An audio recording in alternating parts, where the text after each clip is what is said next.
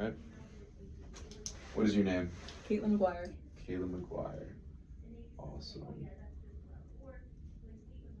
Good spelling.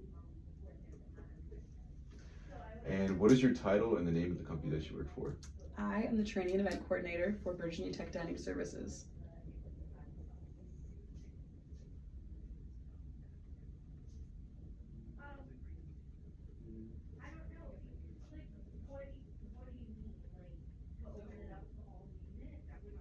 Awesome. And what is your email address that is not on the company website? It is crmcguire23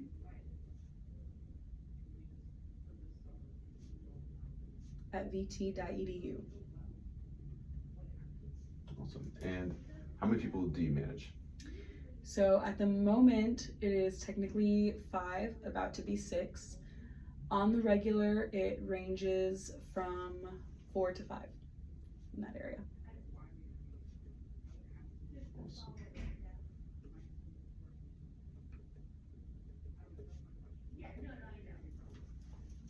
And what type of work does the people that you manage do?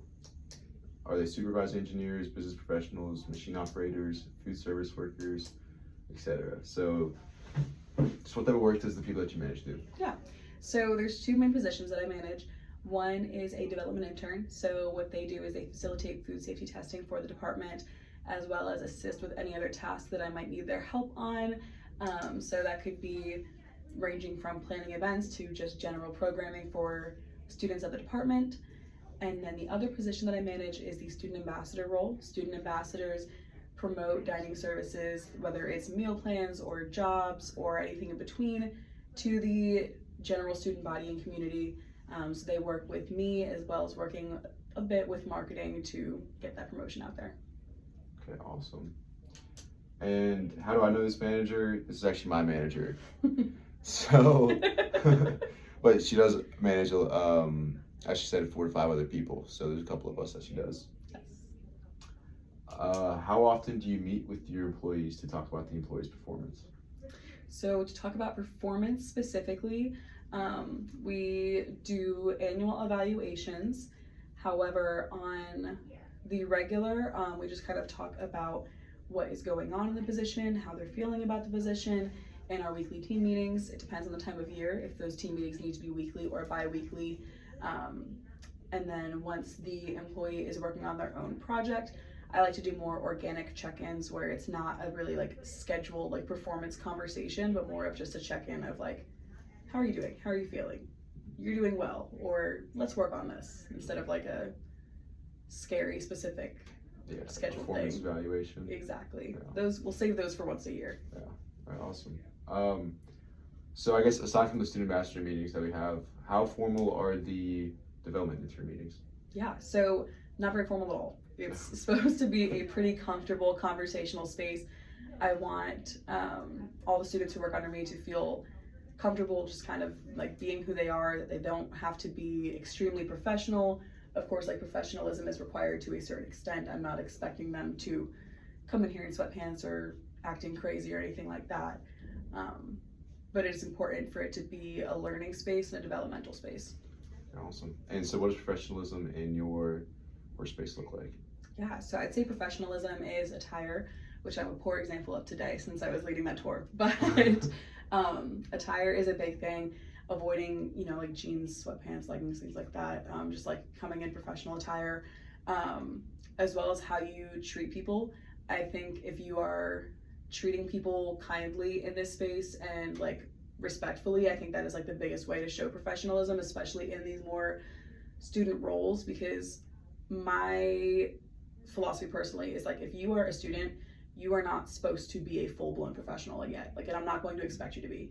You're learning and you're getting there and you're going to be there eventually, but right now, the best that you can do and the best that you should do is just treat people with respect. That's all I expect. Oh, awesome. And so how do you document these performance conversations that you do have?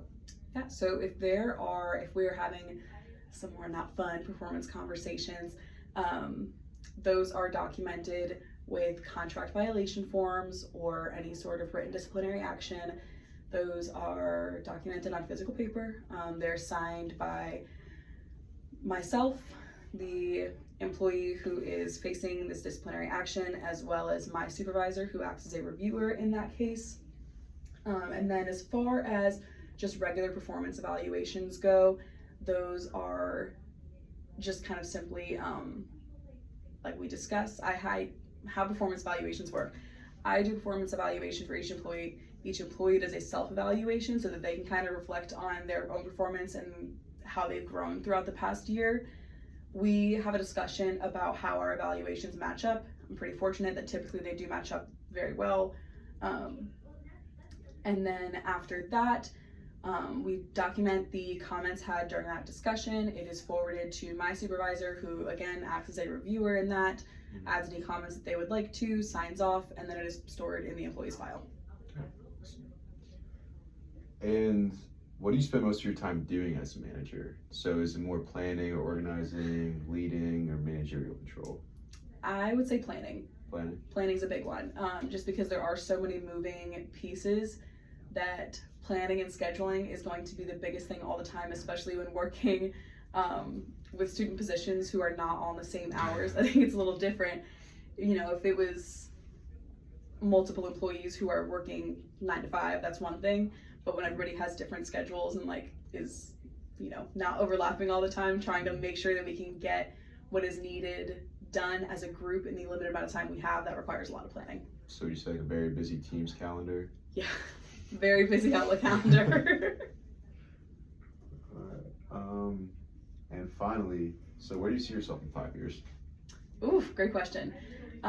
So I see myself still working in student affairs, hopefully in a more advanced position. I do hope to be in a more senior role in the next 5 years. I would say I likely do not see myself staying within the department either. I could see myself transitioning to a role that is a bit more student-centered, as that is my big focus. But I definitely see myself in student affairs either way at Virginia Tech. Alright, awesome. So more senior role. Alright, cool. So that is all the questions I have for you today, Caitlin. It was a pleasure to interview you and pick your brain. Thank you guys.